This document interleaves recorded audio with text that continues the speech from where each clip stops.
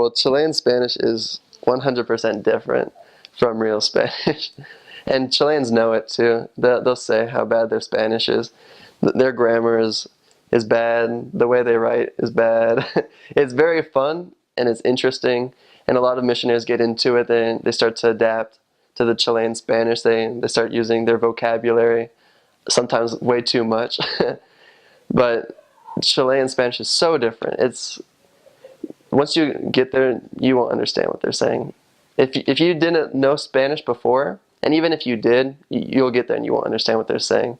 I remember sitting on a train with two new elders. One was from Ecuador, and the other one was from Colombia. They arrived with me.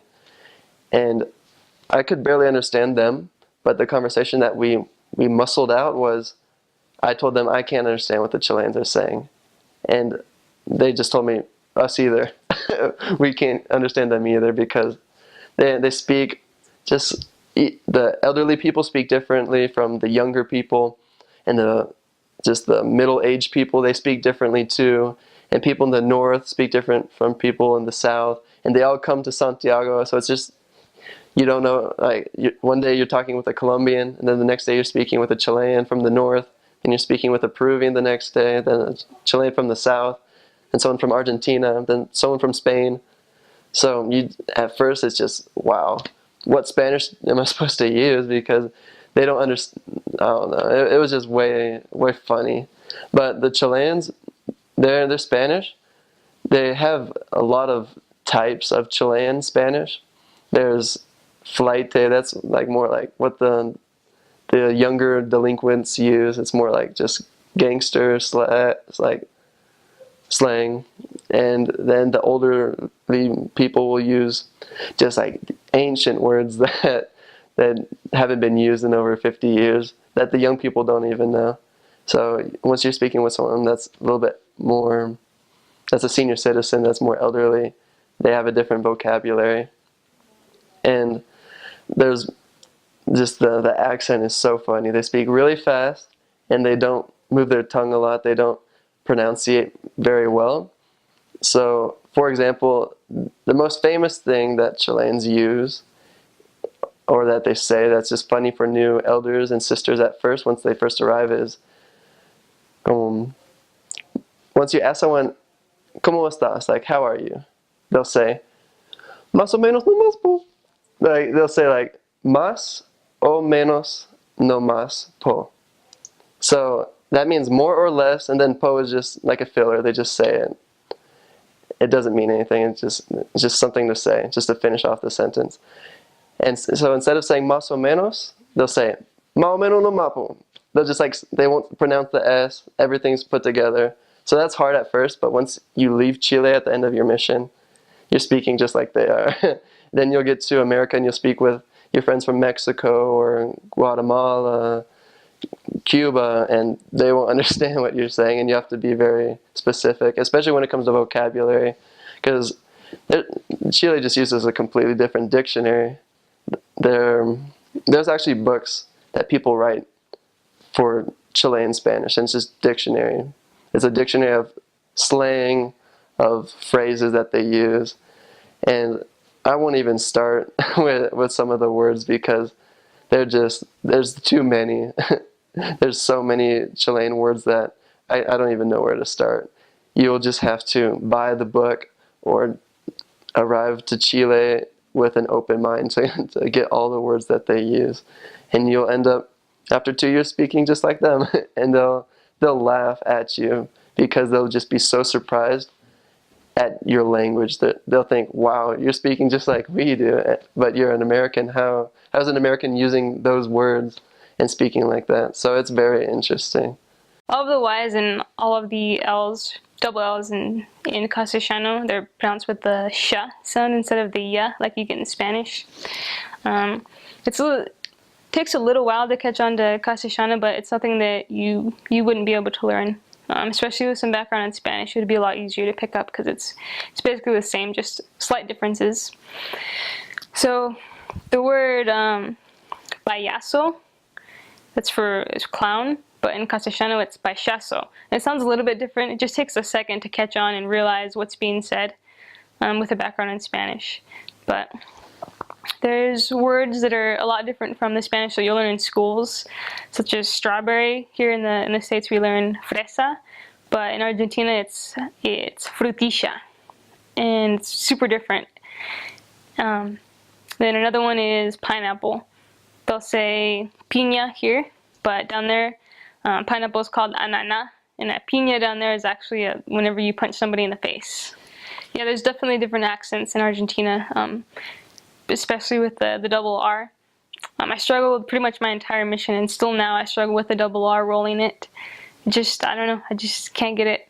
And so I practiced a lot with my companions, but then one of them told me from Buenos Aires that the northern part of Argentina actually doesn't roll their R's. They speak with more of a shra.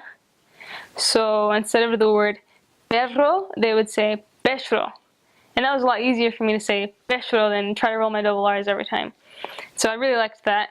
And a lot of people on the street would ask me like, oh, are you from Cordoba? Are you from northern Argentina? And I would say no, but it was still a nice compliment. And I definitely preferred that than trying to roll my R's. So if you struggle with rolling your R's, then there is a way. You can survive down there, you can get by. Yeah, another huge difference with the language is they speak in vos, and that's something that we don't use in Spanish here in the States. So they'll say vos sos instead of tú eres. And just going back to the hand motions and the Italian influence that Argentines have, they have the Italian influence in their food, in their culture, in their mannerisms, and sometimes they'll say things like, ¿qué haces vos? And it sounds very Italian whenever it comes out. And it's really cool to see that. You know, I was actually lucky. In my mission on the coast, they speak pretty good Spanish. They're pretty clear. They don't have a really heavy accent. In the mountains of Ecuador, it's really different. So if you run into somebody who's from, it's called a sierra, they're sometimes impossible to understand because they have a really interesting way of saying things. For example, like normal Spanish, you'd say carro, which means cars, and they say carro, which, you know, when you say it by itself, sounds easy to recognize, but when they just start spouting that off, it's really, really tough. You know, Ecuador, like any Latin American country, has its words that are unique to that country. They say chévere, like for cool. They say chévere and bacán. They say pelucón, which means like rich. And as far as I know, those words are unique just to Ecuador, according to my Latin companions anyway. And as far as the Spanish goes, I would just say, you know, to any future missionary that it's really stressful at first, especially if your companion is a Latino and he doesn't speak any English, which is how it was with me. It's really stressful when you first get in the mission field, but it comes. You don't think it's going to come. You don't think you're ever going to be able to speak Spanish. You don't think you're ever going to be able to remember all these different words, but the longer you're there, the easier it gets. And you hit about 6 months and it just becomes effortless after that. And that's when it really, really becomes fun. So I think the biggest thing for learning Spanish is just don't stress about it. Just let it happen. Just talk to people as much as you can. Don't be afraid to talk. Don't be afraid to take, you know, criticism from your companion or from the members.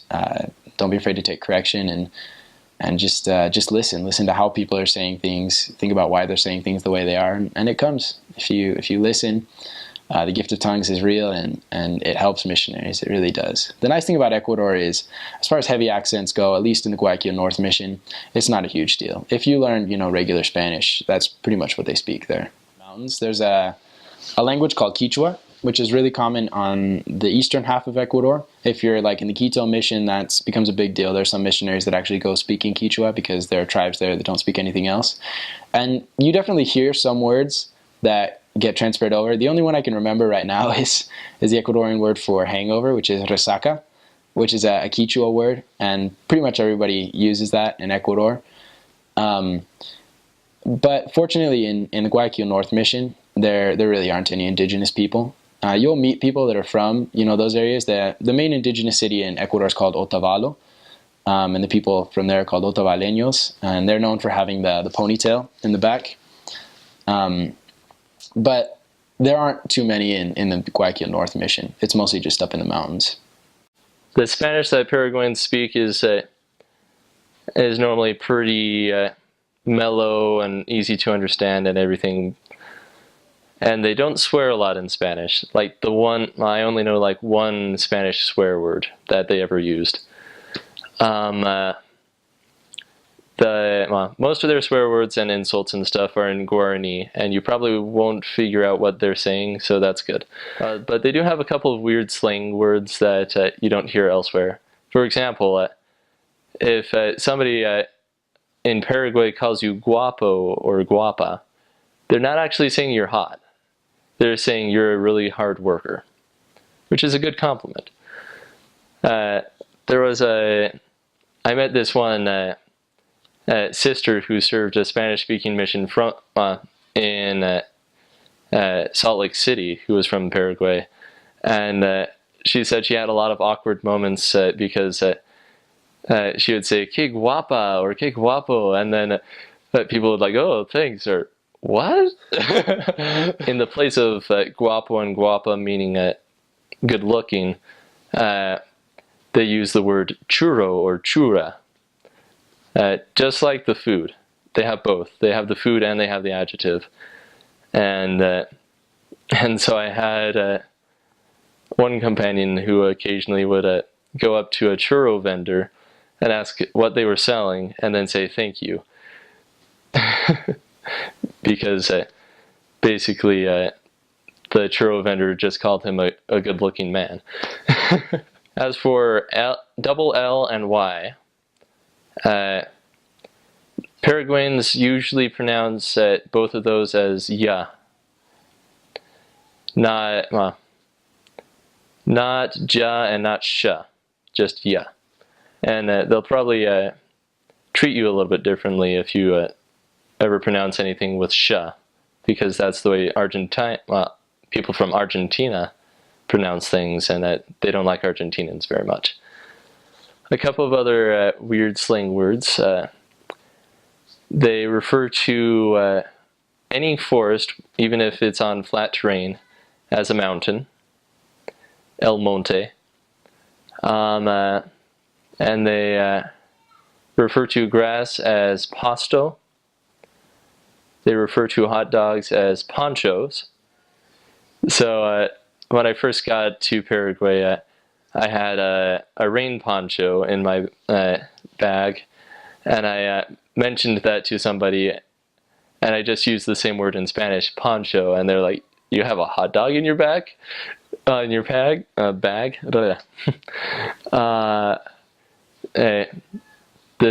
The word they use for poncho is poncho.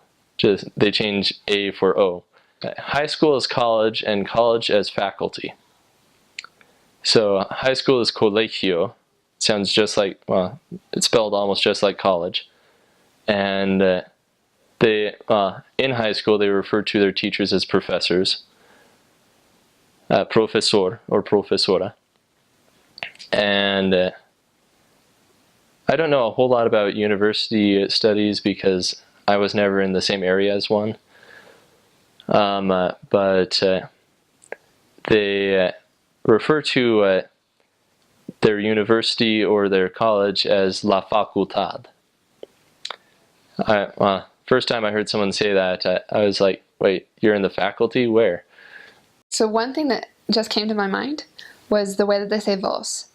Like, they say something like, ¿Cómo estás, vos? Like, they say the vos, like, really heavy. Vos, like that, kind of. They draw it out and then they punch it. Like, it's so weird. And vos is what I learned from other Spanish speakers. It's very negative. If you go other places in anywhere in South America or Mexico, even Spain would hate you to say that. Like, it's really negative. So there's usted, there's tú, and then there's vos. And so vos is, they're still saying you. They're still saying like vos. It's not vosotros. That's different. And so in Uruguay, I was always thinking like, why are they saying like you all when they're actually just talking to me and they're saying vos? Didn't understand that. But it was kind of cool on how like, when I had a Spanish speaker as one of my companions, she's just like, this is usted, tú, they both mean you, and vos means you as well. But it's like saying to your dog, like, you're lower than the dog, basically. Like, you are less. And in their mind, it's like, I'm just being super casual with you. Like, estoy con ustedes mi che vos. Like, they just put like vos in there as like slang. It's a very slang part of Uruguay is vos. But they conjugate everything into the tu form, and they say vos instead of tu. That's why it's a little confusing, is because they're saying everything with the tu conjugation, but it's vos. That's something that's definitely weird. They also say the word fa a lot, like pa, ba, fa, anything like that. They say fa che, like that. Or they say it really pronunciated, like fa, like that was nuts, like crazy out of the weird, like you're weird.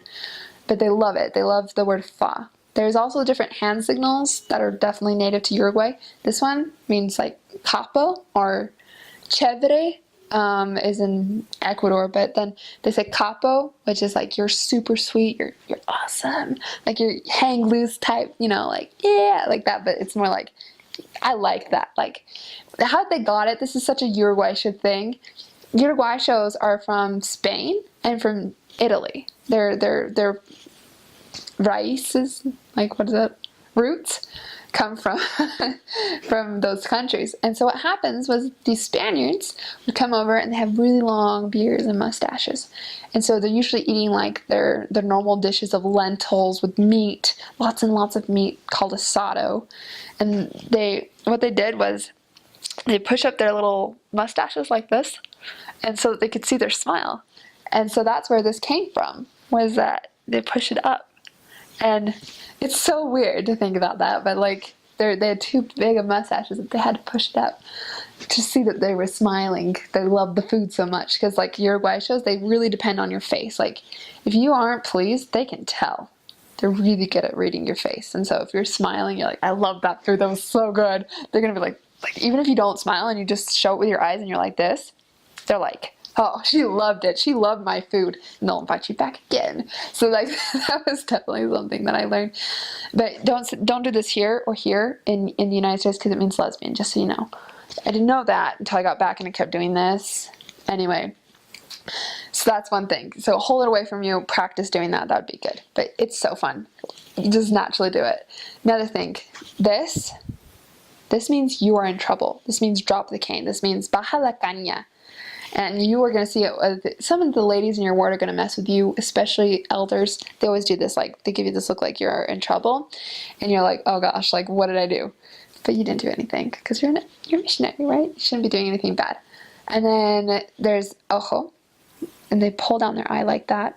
And usually there's something bad going on ahead of you, and they warn you, especially as missionaries, as girls. Also, ojo means like watch out. Like on their kids, they do like stop messing around. Like you better stop. Like they do that sound too sometimes. Like like gotta watch out, buddy, or else you're gonna have some problems here. Especially after the missionaries leave. They're like.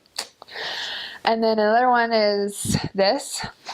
Your hand is kind of cupped, and they shake it, and they're like, what the freak you're thinking? Like, this is like, what are you thinking? Like, you're so dumb.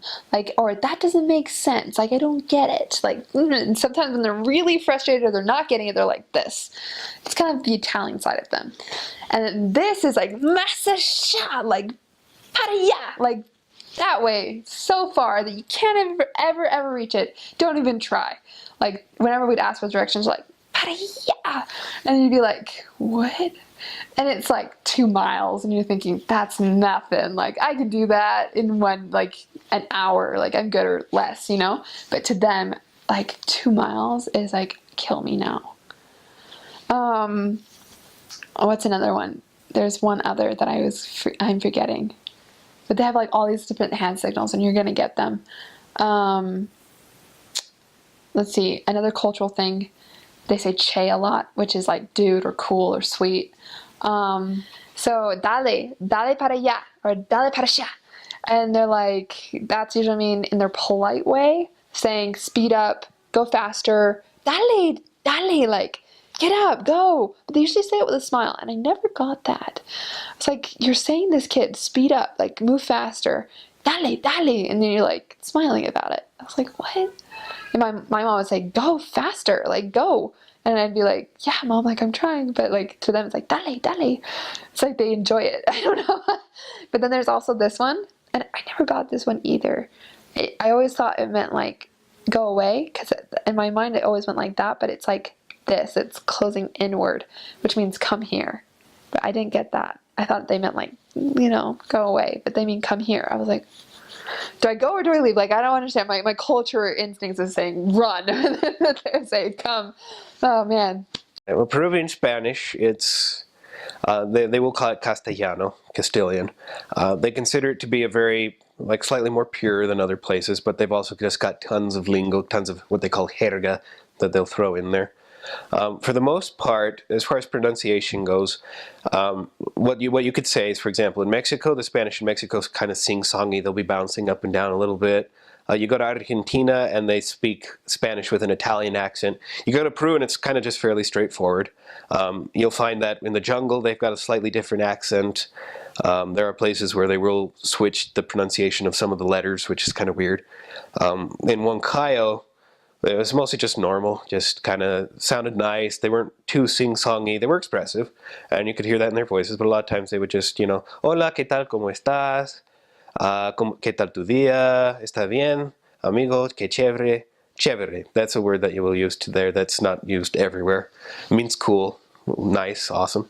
They also use things like bacán.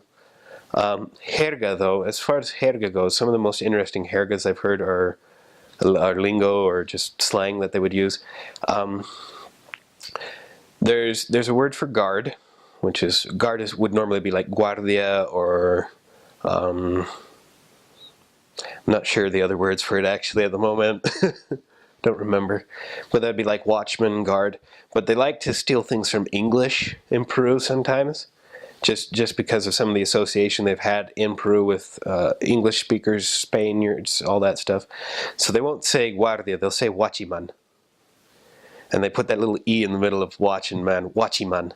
And it's kind of like, wait, what? That was something that was kind of interesting there. They will also throw in verbs or words from Quechua, so occasionally you will hear them saying things in Quechua as well, mixed in with their Spanish, because a lot of them will like that. Let's see, other words or phrases that were interesting. That was funny when some guys would come up and say, hey, brother! And you're like, wait, what? Yeah, brother! And that has become a word in Peru that is naturally accepted, brother, which it is just saying hermano, but it's English that's been Spanish. I don't know how to say that. In Spanish we would say españolizado, so Spanished, I guess. Oye, brother, watchiman, things like that. Shorts, they will also call them chort. Just chort. And you're kind of like, what? Why? You know, and you go outside of that and a lot of people won't say anything like that. One thing I will mention too, as far as the Peruvian Spanish goes, you got to be careful recognizing which words they think are bad words. Because there are words which outside of Peru, and this is true with any Latin country that you would serve, and there are words outside of that country that are normal. They're completely acceptable. And you're just, they'll say them where whatever, normal, you know, that's cool. You go into another country, and there you say the same word, and they're like, how could you say that? That's terrible. That's a horrible word. Why would you say that? As to what those words are, I won't go over that right now. Just one, because I don't remember all of them, and two, because I'd rather not repeat them. But just know that there are words that are not universally bad words. They're just bad words within the country where you're serving. And outside of that, they might just be normal. Other than that, you know, I mean, it's kind of just got a lot of the same things that Spanish does, where just depending on where you're serving and where you're not serving.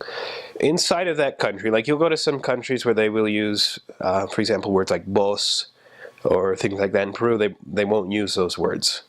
In Peru, they use tú, and tú is just normal.